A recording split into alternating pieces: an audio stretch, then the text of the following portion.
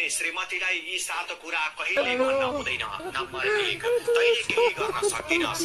यस्ता शब्दहरूले श्रीमतीको आत्मविश्वास बिगार्छ र उनलाई नीच मनले पीडित बनाउँछ। नम्बर 2, त आएदेखि मेरो जीवन बर्बाद भयो।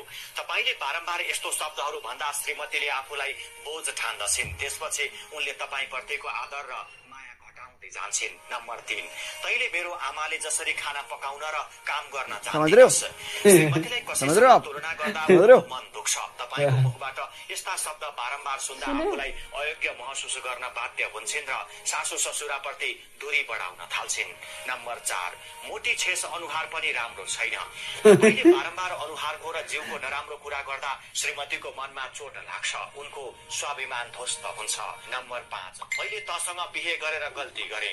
तपाईको बारम्बारको श्रीमती प्रतिको यस्तो शब्दले अविश्वासको सन्देश दिन्छ र सम्बन्धको जग हल्लिँदै जान्छ। नम्बर 6, खाली झगडा गर्न मात्रै जानेकी छे।